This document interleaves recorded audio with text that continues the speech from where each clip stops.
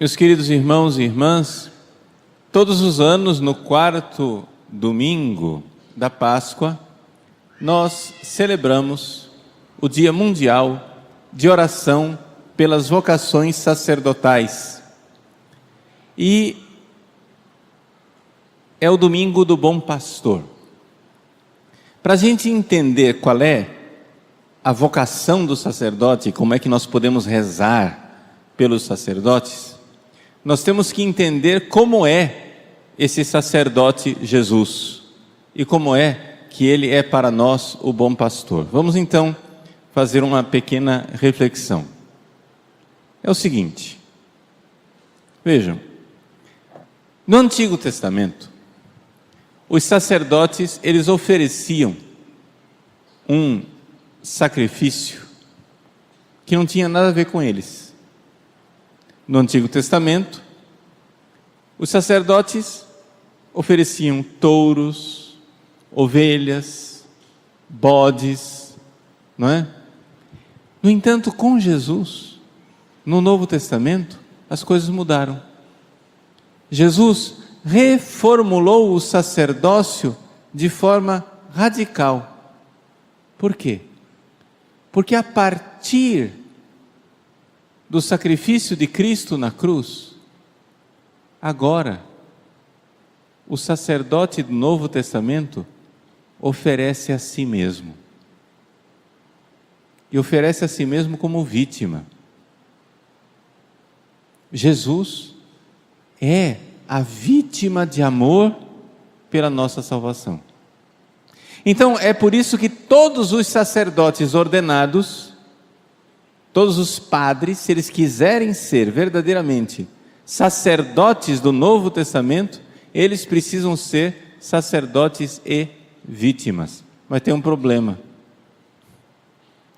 O problema é que nem sempre nós estamos atentos para essa verdade. Existe um famoso pregador que tinha um programa de televisão nos Estados Unidos chamado Fulton Sheen. Ele era bispo, inicialmente bispo auxiliar de Nova York, depois tornou-se arcebispo. E o Fulton Sheen escreveu um livro sobre o sacerdócio em que ele diz assim: quando eu estava no seminário, é curioso, lá no seminário todo mundo dizia que eu tinha que ser um bom sacerdote, mas ninguém me formou para ser uma vítima voluntária, uma vítima de amor. Então, daí a gente vê que tem alguma coisa faltando, não somente na formação dos padres no seminário, mas na consciência da própria igreja, que não entende que o sacerdote é vítima. Quando nós, padres, usamos uma batina preta, isso não é uma roupa de gala, não é uma fantasia, é a mortalha de um homem que se ofereceu em sacrifício. Eu fui reitor do seminário durante 15 anos. Nesses 15 anos, os padres que foram formados por mim devem ter ouvido algumas dezenas de vezes eu dizer essa frase, abre aspas, um padre não é um homem, é o sacrifício de um homem. Essa frase eu repetia sempre como um refrão, porque é exatamente aí que nós precisamos ter no sacerdote esta consciência de que ele se oferece como vítima. Mas essa coisa de vítima para nós pode parecer uma coisa um pouco assim, difícil de entender. Quando você fala assim, você tem que ser vítima de amor, negócio estranho. Por que é que Jesus tinha que ser vítima? Vamos primeiro olhar para Jesus, que depois a gente vai entender o que é que o padre deve ser. Vamos olhar para o sacrifício da cruz. Nós estamos acostumados a olhar para a cruz e dizer que a cruz foi um ato de grande misericórdia em que Deus nos amou com grande misericórdia. Mas nós temos que entender uma coisa: a cruz não foi somente misericórdia.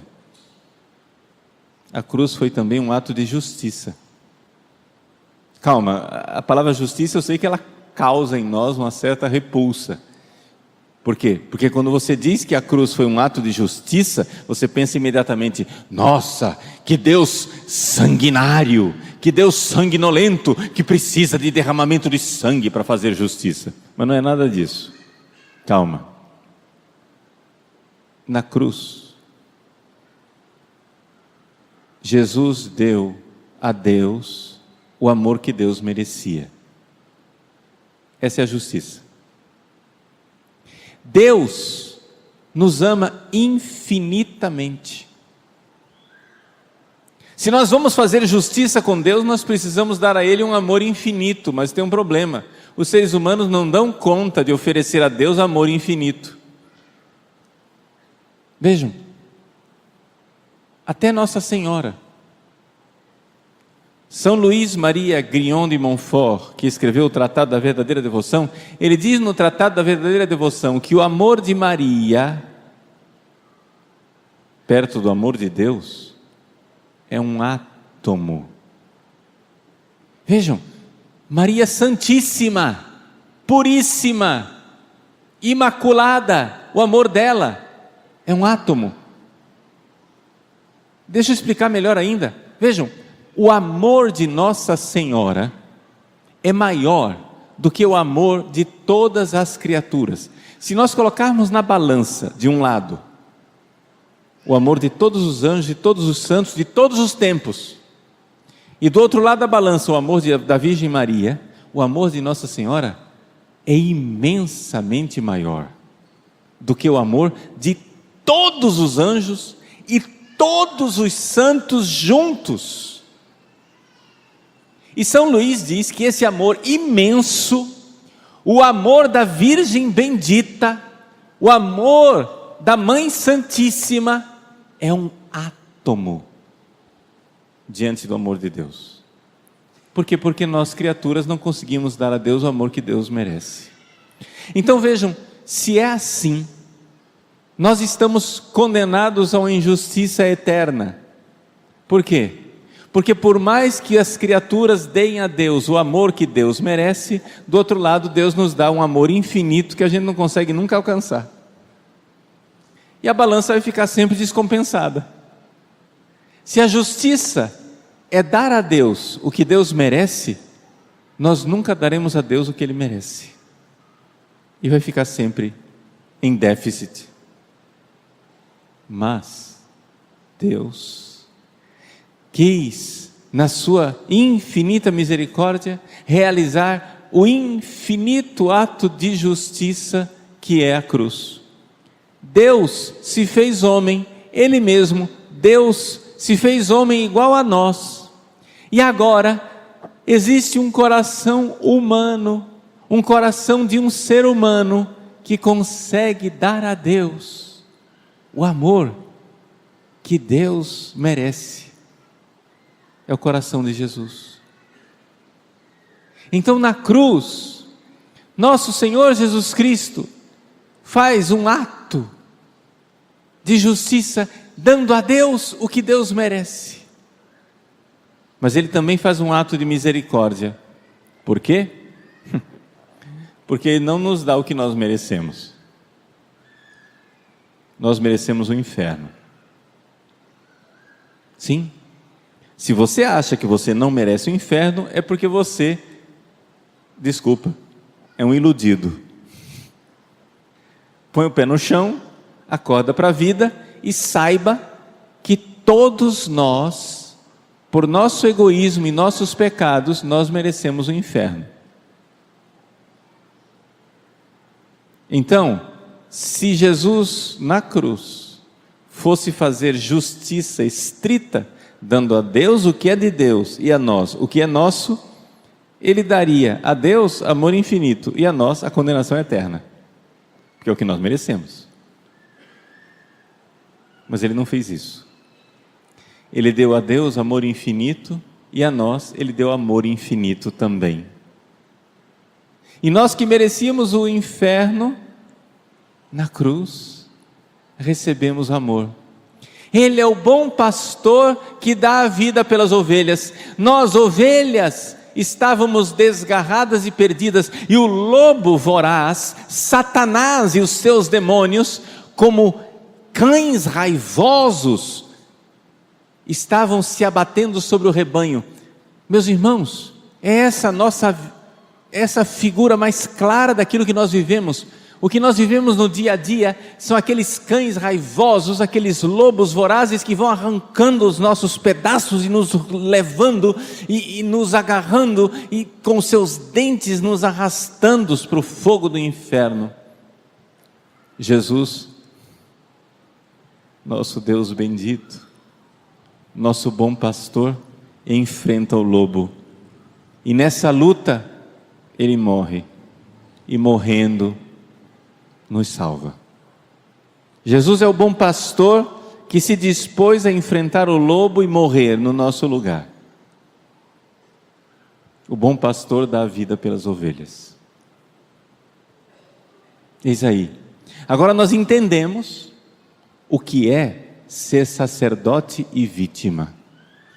Jesus deu a Deus o que Deus merece, amor infinito, sacerdote. Jesus deu a nós o que nós não merecíamos, misericórdia infinita, como vítima, morre no nosso lugar. Esse é o sacerdote. Este é o sacerdote do Novo Testamento. Agora, vamos lá. E os padres? O que é que padre tem a ver com isso? Bom, os padres, eles devem se unir a Jesus nesse sacrifício de amor. O padre, ele deve se oferecer como vítima pelas suas ovelhas. Então saibam, meus queridos, que todos os padres, todos, absolutamente todos os padres, são atacados por Satanás por sua causa. Porque o lobo quer pegar o pastor, porque se ele ferir o pastor, as ovelhas se dispersam. Por isso existe um dever de nós rezarmos pelos sacerdotes e de nós nos oferecermos em sacrifício pelos sacerdotes, porque nós somos um só corpo, porque os sacerdotes são atacados por nós. Ou você acha que o diabo não sabe a importância do sacerdote? É claro que o diabo sabe a importância do sacerdote, e que o que seria de nós sem os sacerdotes?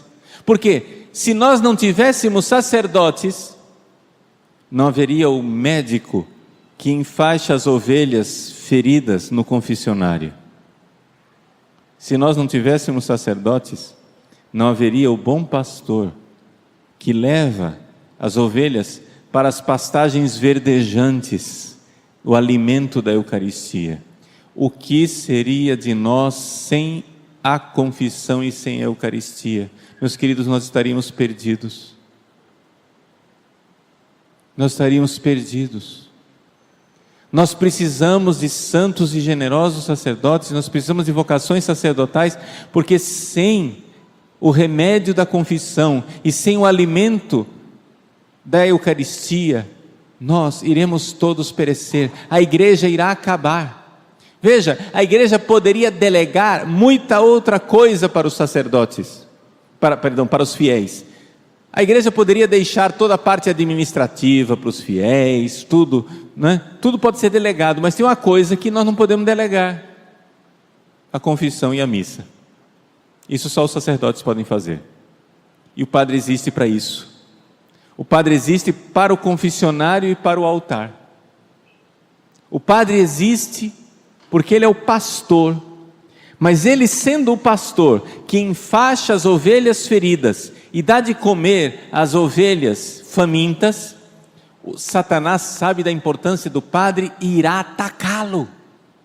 Todo sacerdote é atacado por Satanás, e é atacado não por causa dele. Eu não sou atacado pelo diabo por causa dos meus lindos olhos azuis. Eu sou atacado porque Satanás quer você, e sabe que ferido o pastor se dispersam as ovelhas. Uma imagem que pode nos ajudar a entender por que é que o sacerdote, ele se oferece como vítima, é a imagem de um exército com um alferes, um porta-bandeira. Quem que é o alferes? O que é o porta-bandeira? O que é o porta-estandarte? Na estratégia de guerra antiga, não tinha telecomunicações, telégrafo, rádio, mensagens à distância. Se o general mandava uma tropa numa direção, só tinha um jeito de ele comunicar a direção para a tropa. Era que um porta-bandeiras, uma pessoa que leva um estandarte, fosse na frente, dizendo o caminho. E então as tropas inimigas sabiam a importância do porta-bandeiras, daquele que carregava o estandarte. E as tropas inimigas, elas caíam encaniçadas em cima daquele soldado que levava a bandeira para tentar atingi-lo, para tentar derrubar a bandeira, para tentar derrubar o soldado que leva a bandeira. Por isso, o exército colocava os melhores soldados, os mais bravos e destemidos soldados, para carregar a bandeira, e ao redor dele, outros soldados bravos e destemidos que o defendiam, para que, se ele fosse atingido, se aquele que portava o estandarte fosse atingido, outro tomasse o estandarte e soubesse em que caminho caminhar. O padre é o porta-bandeiras. O padre é o alferes. É o que leva o estandarte e diz para onde a tropa deve ir. Quem de nós não enxerga? Quem de nós não percebe que uma comunidade fica totalmente desorientada quando o padre está desorientado? Quem de nós não vê que as ovelhas se dispersam quando o padre não sabe para que direção ir? Quem de nós não vê que as ovelhas se dispersam quando o padre não sabe para que direção ir? Para onde que fica o céu? Para onde que fica o amor de Deus? Para onde que fica a doutrina da igreja? E então Satanás ataca o sacerdote, porque ferido o pastor se dispersam as ovelhas. Então nós precisamos, meus queridos, é dia de oração pelas vocações sacerdotais e é dia de oração pelos sacerdotes. Nós precisamos compreender a necessidade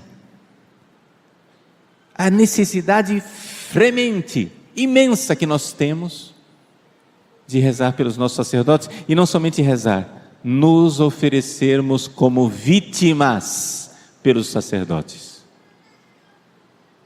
Sim, para que o pastor não seja atingido, você pode se oferecer e dizer: Jesus, eu estou na briga, e eu me ofereço também como vítima, como o padre deve ser vítima, eu também, cristão, devo ser vítima. Ah, o que é isso, padre? Calma, pera lá.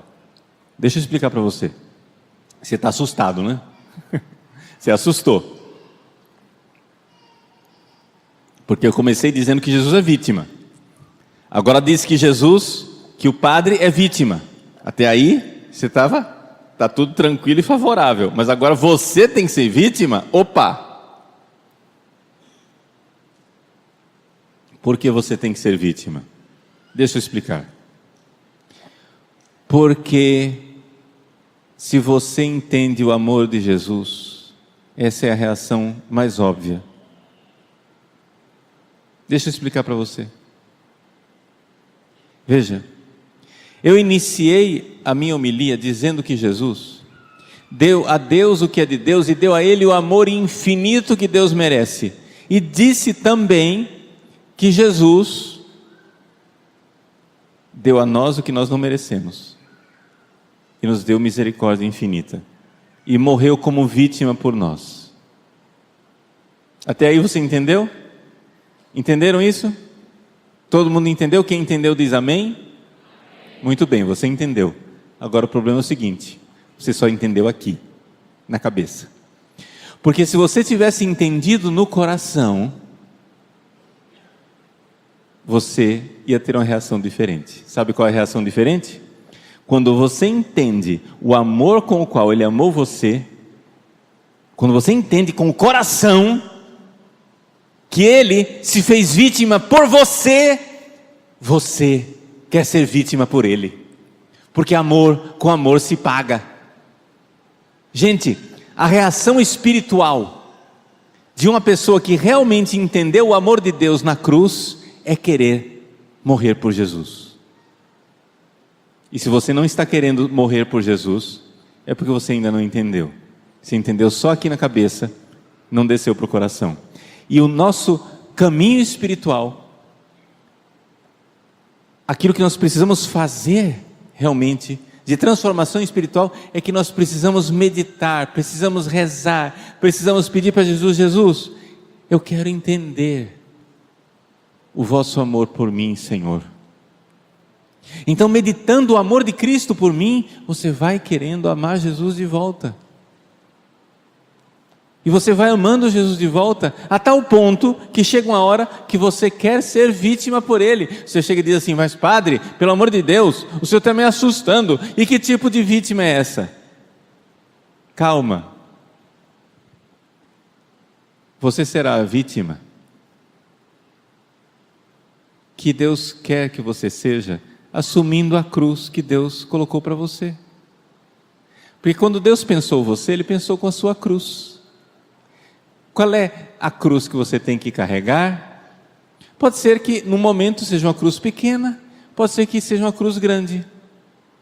Pode ser que você esteja carregando a cruz de uma dor de cabeça, de uma gripe, ou que você esteja carregando a cruz de um câncer. Qual é a sua cruz? Ofereça, você não precisa inventar sofrimento, você já tem os seus sofrimentos. Ofereça para Jesus e diga: Jesus, você foi vítima por mim, eu te ofereço, Jesus, eu te amo. Peça para Jesus te dar essa graça, porque sem a graça você não dá conta. Sem a graça você vai amarelar e vai dar no pé, você vai fugir. Sem a graça você vai ser mercenário e você vai fugir diante do lobo. Até uma dor de cabeça você não dá conta. Nem uma dorzinha de cabeça você dá conta de oferecer para Jesus com paciência e amor. Mas se você conseguir fazer isso, saiba que é a graça de Deus que está operando isso em você. É uma beleza. Deus vai nos dando essa graça. O que é que você está precisando enfrentar de cruz na sua família? É uma pequena desavença? Hoje você perdeu a paciência com alguém em casa, né? Passa a semana inteira trabalhando fora de casa, de repente domingo, passa o domingo junto, pronto, dá briga. Ou você está enfrentando uma coisa pior, uma traição, um divórcio, um adultério. Qual é a sua cruz? Pode ser pequena, pode ser grande. Ofereça a Jesus. Ofereça a nosso Senhor. Pode ser que você esteja simplesmente carregando a cruz de ter perdido uma nota de R$2 que você ia dar para o guarda do estacionamento. Pode ser que você esteja carregando a cruz de ter a sua empresa que foi à falência. Qual é o tamanho da sua cruz? Pode ser grande, pode ser pequena. Ofereça. Ofereça a Jesus. Ofereça a Jesus verdadeiramente e ofereça pelas mãos de Nossa Senhora. E no dia de hoje diga: minha Mãe Santíssima, eu que sou consagrado a vós, vos ofereço tudo, mas eu quero lembrar hoje, Mãe, hoje é dia dos sacerdotes. Hoje eu preciso rezar pelos pastores, para que sejam bons. Eu vos peço, recebei o meu sacrifício de amor. Um amorzinho, uma cruz pequena, ou um amor enorme, com a cruz grande, não interessa, se ofereça. Por isso, existe uma vocação específica na igreja, que é a vocação da maternidade espiritual. Por que é que eu falo maternidade? Os homens são excluídos? Não, é maternidade porque é Nossa Senhora. Nossa Senhora é a mãe do bom pastor, e ela se ofereceu junto com Jesus aos pés da cruz, por Jesus e pelos sacerdotes que estavam ali representados pela presença de São João Evangelista. Então, portanto, todas as almas, seja homem, seja mulher, todas as almas podem se oferecer pela santificação dos sacerdotes, para que nós tenhamos, gente, disso depende a salvação do mundo. Se nós não tivermos quem se oferece pelos sacerdotes, o mundo perecerá, porque sem sacerdotes santos perecerá a igreja. Não haverá Eucaristia, não haverá confissão. Ofereçamo-nos, sejamos generosos. Aqui na nossa paróquia, nós temos um grupo que se organizou para isso. O pessoal do Apostolado da Divina Misericórdia se organizou, estão passando nas várias capelas, incentivando as pessoas a rezar pelos sacerdotes. Mas eu quero acrescentar aqui, não é somente rezar, é oferecer. Você tem que haver uma realidade de sacerdote e vítima. Todos nós somos corpo de Cristo. Eu sou membro do corpo de Cristo. Como membro do corpo de Cristo, eu sou membro de um corpo que é um corpo sacerdotal e, portanto, no batismo eu sou sacerdote. É um membro de um corpo que é vítima e, portanto, no batismo eu sou também vítima. Acontece que os padres, eles são ordenados e são unidos ao Cristo cabeça. Por quê? Porque a cabeça desse corpo é invisível, está lá no céu. E nós precisamos de gente visível aqui na terra, para que leve o estandarte do general, que sabe para onde o general está querendo que vá a tropa, que sabe para onde o pastor vai conduzir o rebanho. Agora você não entende que o padre, por sua causa, todos os dias é levado ao matadouro? Gente, não interessa se o padre é bom ou se o padre é mau, saiba, todos, sem exceção. Olhe para os apóstolos, 12 apóstolos, um foi devorado pelo lobo, Judas. Judas era padre ordenado, Judas era sacerdote, ordenado pelo próprio Jesus. O lobo devorou. Depois, os outros 10, veio o lobo e deram no pé. Fugiram. Só ficou quem? O João.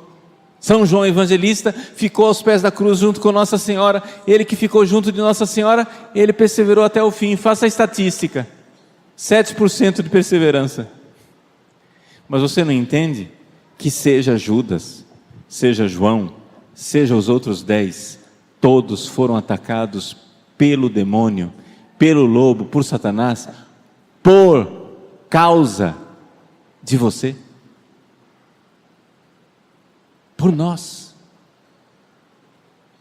Os sacerdotes são todos, gente, não interessa se é um sacerdote apóstata ou se é um sacerdote santo, não interessa se é um sacerdote que está correspondendo a Deus ou não está correspondendo a Deus.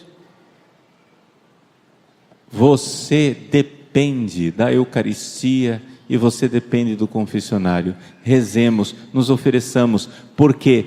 Porque se nós estamos passando pela crise atual, pela qual a igreja está passando, é exatamente porque os fiéis não estão se oferecendo como vítimas pelos seus sacerdotes. Vejam, eu não estou tirando a culpa de cima dos padres. Os padres têm culpa também, mas os fiéis também têm culpa. Afinal, nós somos um só corpo, e é por causa das ovelhas que o pastor é atingido. Então, meus queridos, é dia mundial de oração pelas vocações sacerdotais. Vamos lembrar dos nossos seminaristas, vamos lembrar dos nossos seminários. Jesus disse: pedi, pois, ao Senhor da messe que envie operários. É interessante que o verbo que Jesus usa para dizer enviar é o mesmo verbo que Jesus usou, que os evangelhos usam para dizer expulsar os demônios. Um sacerdote, para você tirar a vocação do coração de um jovem, você precisa suplicar a Deus, suplicar ao Pai, para que a vocação brote no coração de um jovem. Você precisa suplicar ao Pai um ímpeto do mesmo tamanho do ímpeto de arrancar Satanás do coração de uma pessoa. É assim que brota uma vocação. É um parto. É um parto. Pedi, pois, ao Senhor da messe que envie operários, que arranque os operários para colocá-los à disposição. Esse mesmo ímpeto, esse pegar com força e tirar o diabo, é a mesma coisa, é o ímpeto de pegar o coração de um jovem e dali fazer brotar a vocação.